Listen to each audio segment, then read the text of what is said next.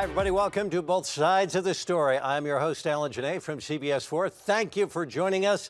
Our special high school debate series returns, challenging our students and our viewers to look at important Colorado issues from both sides. Each student will offer a case, ask and answer questions of their opponent, and offer rebuttal. We'll also feature our expert judging panel who will chime in with questions of their own. Now, both students have prepared a pro and a con case for tonight's debate topic, and they won't know which side they'll defend until we have a coin flip right here in our studio. This is our championship match featuring students from Denver's East High School and Cherry Creek High School who battled in debates last week. So let's meet our participants now. First up, Alex Schaufflich from Cherry Creek High School. Alex is an avid debater and captain of his debate team. He'll be representing Colorado at the NSDA National Tournament. Alex is an active student in student government. He serves as junior class president. He will be student body vice president next year. He has also studied martial arts for 13 years, earning 3 different black belts. Next, Ethan Cordes from East High School. Ethan is a rising senior at Denver East. He is an elite debater and qualified this year for the Tournament of Champions in Public Forum Debate. He plays for the East Ultimate Frisbee team and is a mentor and role model for many young debaters at his school. And joining us is our special panel of experts who will offer their analysis of our debate today. They are Dominic Dezzutti, host of Colorado Decides, the election debate series produced in conjunction with CBS 4, and Patricia Calhoun, editor of Westward and longtime panelist on Colorado Inside Out. All right, time to set the ground rules. Each side will present their case, ask each other questions, and have a chance to offer rebuttals. When it's finished, we'll go to our illustrious panel for their own questions, and we'll find out whom they felt offered the best arguments. So let's get started. The issue up for the debate today, for the purposes of voting, elective service, legal substance use, even legal independence, a single age of adulthood should be adopted. That's our question. So let's have our coin flip now and get ourselves underway. Alex, I'm going to have you call it. Tails. And we have tails. What would you like? I'll take the negative. Negative. That means the pro or affirmative side goes to Ethan as proponent during this round. The floor is now yours to make your case for 3 minutes. Ethan, have at it. There should absolutely be a single age of adulthood for voting, legal independence, elective service, and legal substance use, and this age should be 18. First, the ability to vote and the chance to be drafted are undeniably linked, and people can be drafted at 18.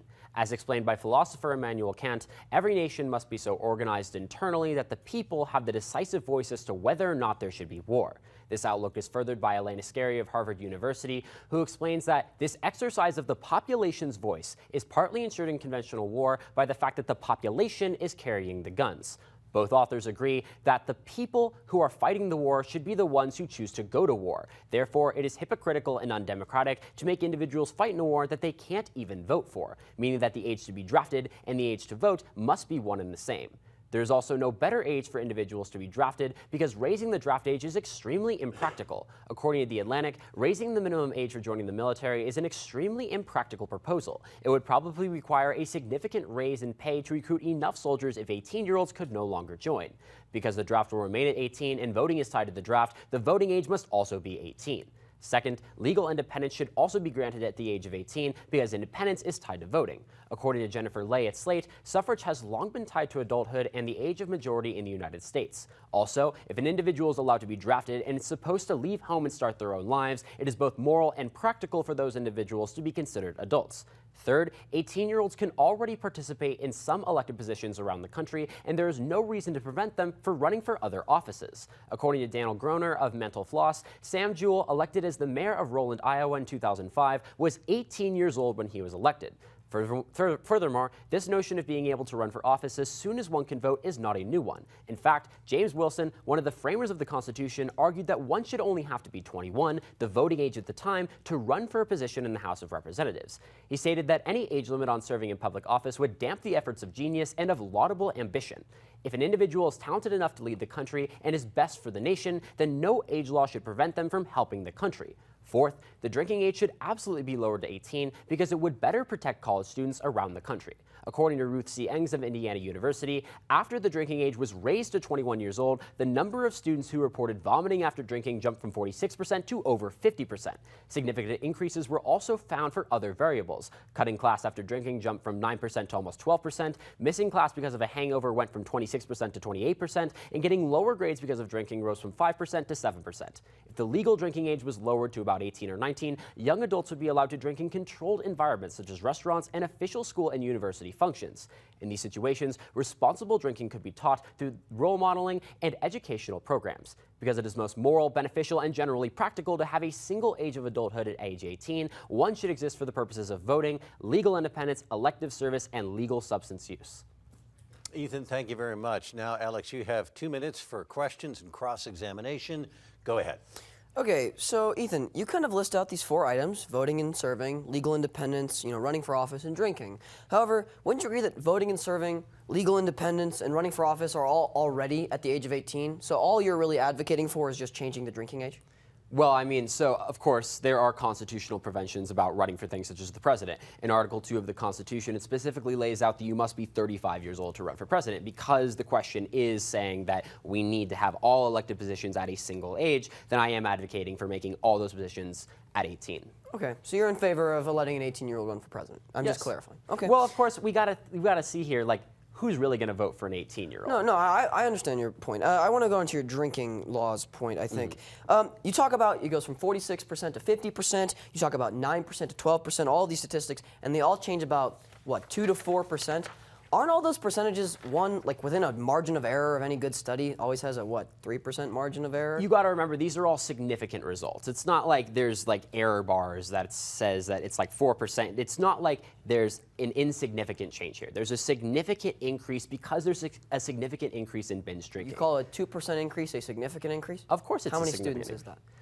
I couldn't tell you exactly how many students, but we can see here that due to the fact that the age was raised from 18 to 21, we see an increase in binge drinking in college. That's because you have half of the college population that can drink and the other half that can't drink. Of course, these other people are going to be driven underground and are going to be binge drinking without any supervision. Pardon my interruption, but wouldn't you just then move that issue from college to high school by making it 18? Now you've got seniors who can drink, but juniors, freshmen, and sophomores who would buy the alcohol from the seniors? You got to remember here, if 50% of the college population can drink, that's a huge pressure for the other 50% to be drinking. If only a quarter or even less, because not all seniors are 18, can drink in high school, then that still leaves about 80% of the high school population that's still not allowed to drink. At that point, there's not nearly as much as a big of a social pressure to get those underclassmen to start drinking. All right, you've heard the affirmative, and now for the negative. In effect, the question is, should there be a single age of adulthood adopted? Ethan, the floor is yours for 3 minutes to make your case in the negative. I negate and oppose the topic for the purposes of voting.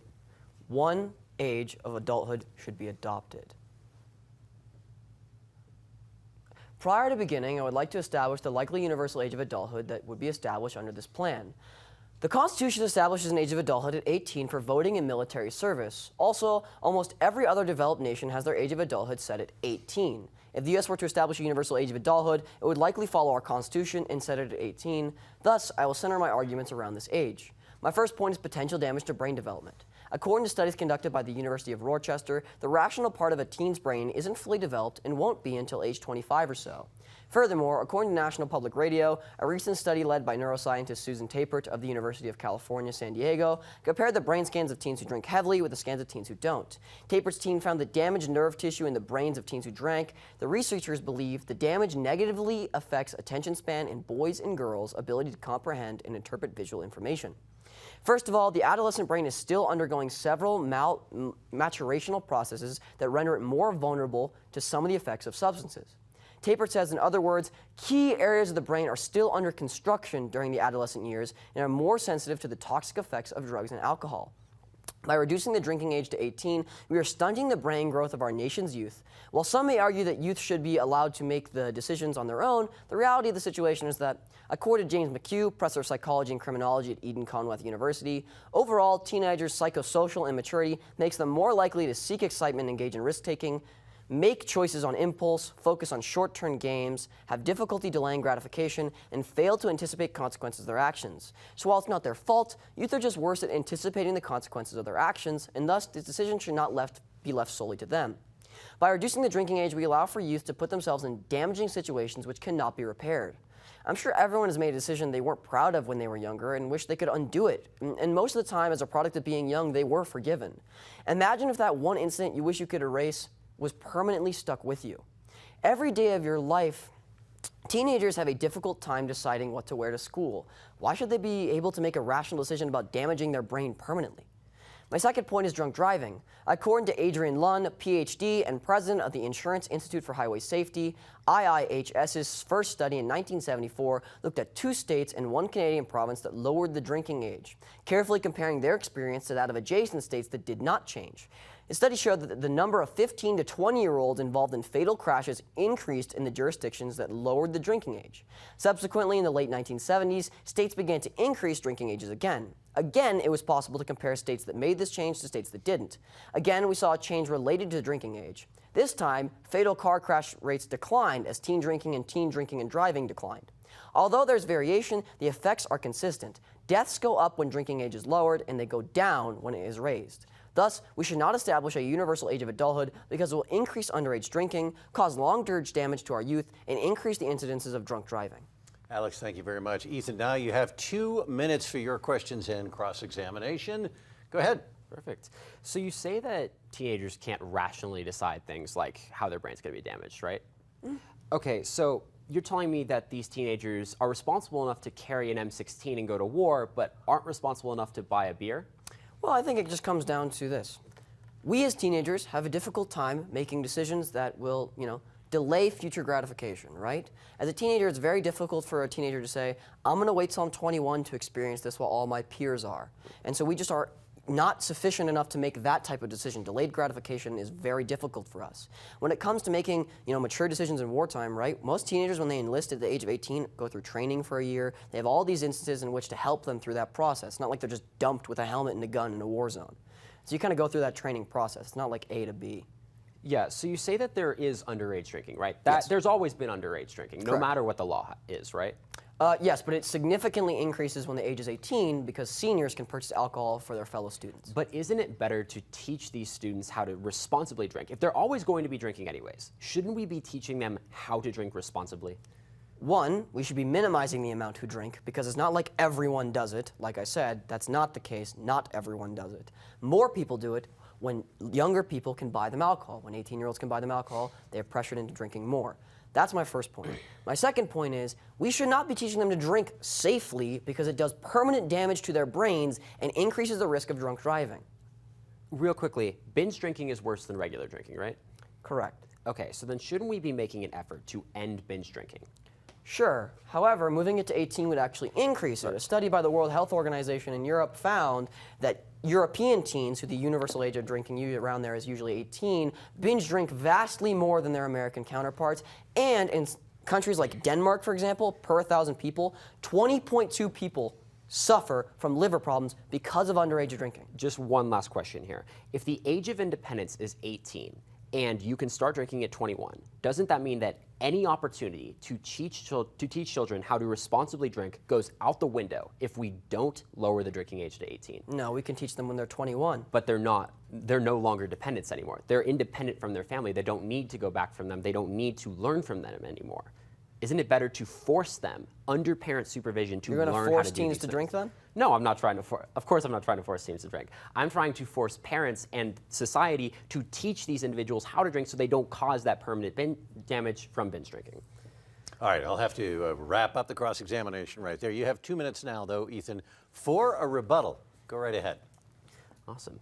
So we got to be remembering here that the biggest issue in today's round is going to be the issue of drinking. The issue we need to see here is that because of the pressures of college and because of the fact that binge drinking increases when we raise the age of drinking from 18 to 21, we should absolutely lower that age to 18.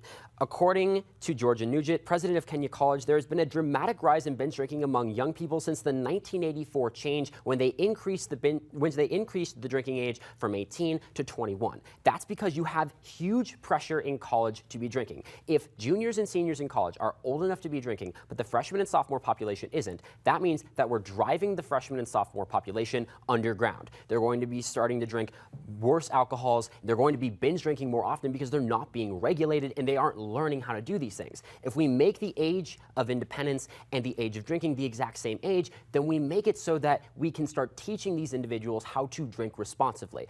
Alex tells you about how drinking damages the brain. That's absolutely true. But we need to see here that we can't be fooling ourselves. Individuals are drinking no matter what the drinking age is. That means we need to be eliminating these societal pressures as much as possible. Those societal pressures are worse in college than they are in high school. Remember that 90% of the high school body can't drink, and only a few seniors can. That's not nearly as much pressure as it is in college.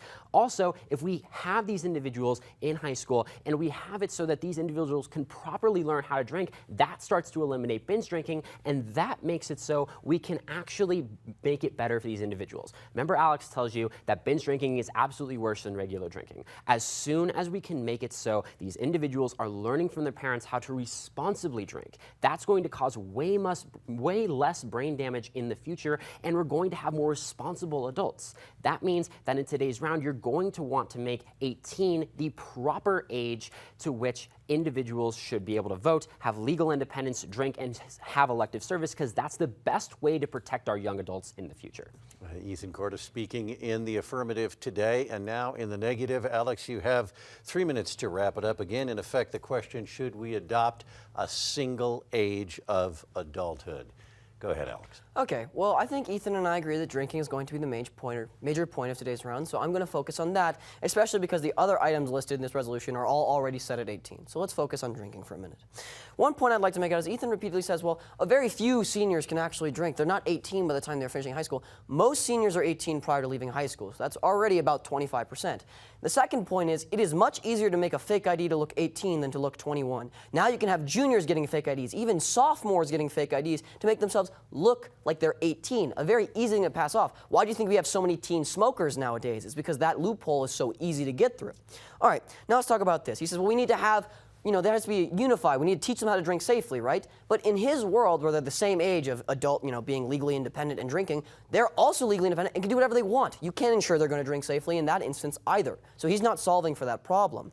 Furthermore, you're just pushing the issue that college students face down to younger children. We've seen in studies conducted in the United States specifically, when you lower the drinking age, you increase the amount of 15-year-olds to 20-year-olds drinking. Those are freshmen to college sophomores.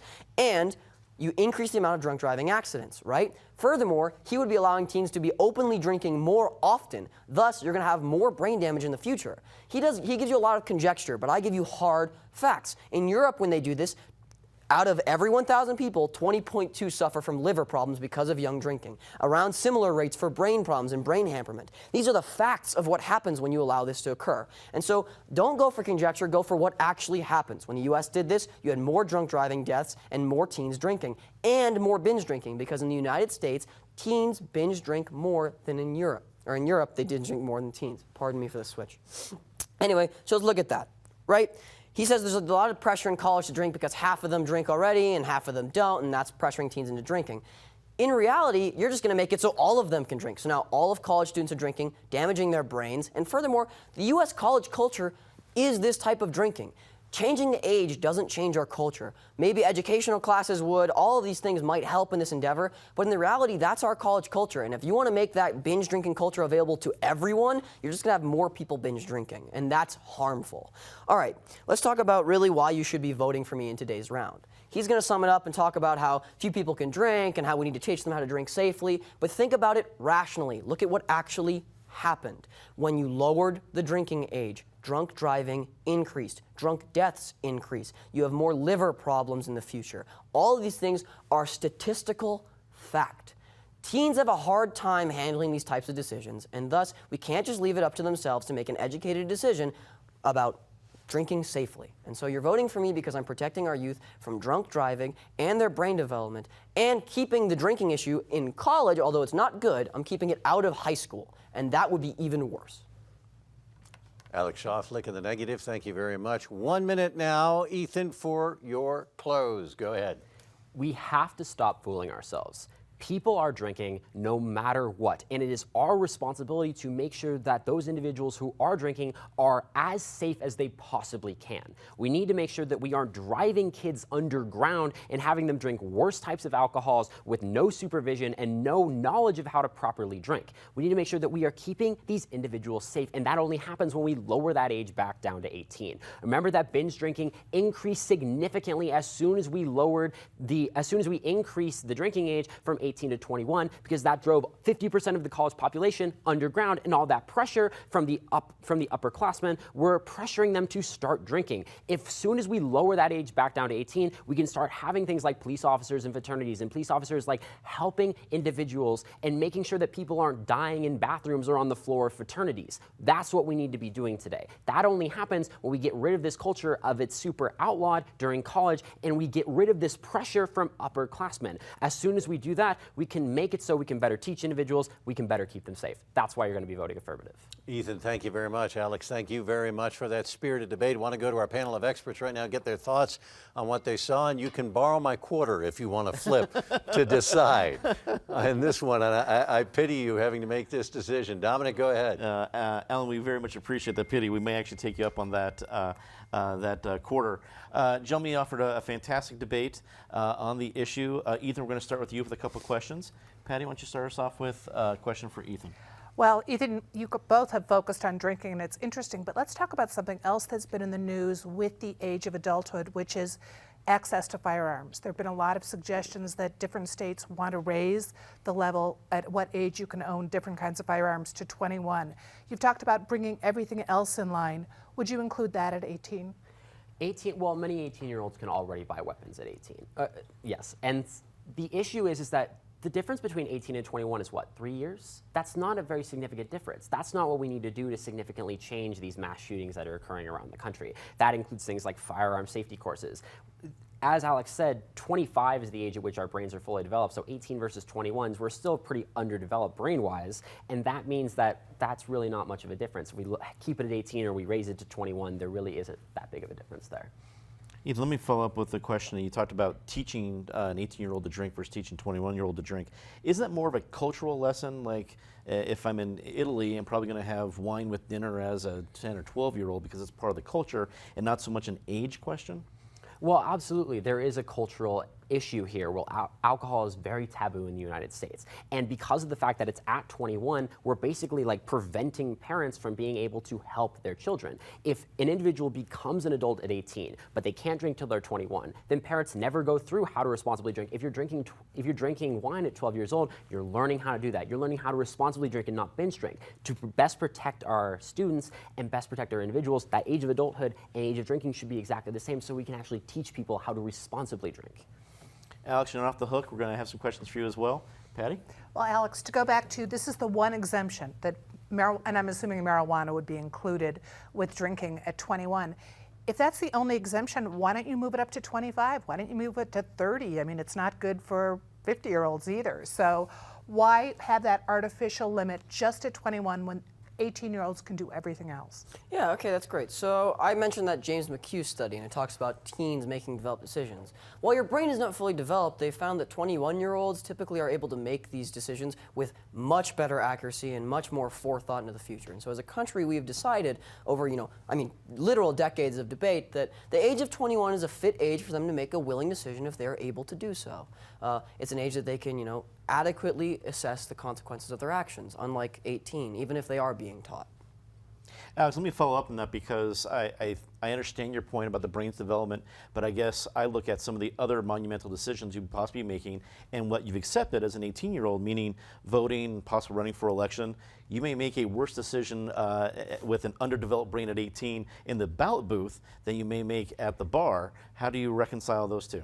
Sure. I think the real major point to be made there is just the fact that those decisions, while they can be somewhat long-lasting, maybe voting for the wrong person, are not permanent. Drinking alcohol, or smoking marijuana for that matter, will permanently cripple your brain. It doesn't matter if your parents are teaching you to do it at 18 or 21. It is a decision that it will, no matter what, damage your ability to think properly in the future. And even if your parents started teaching you at 18, by that age, you're already an adult, so they can only do so much.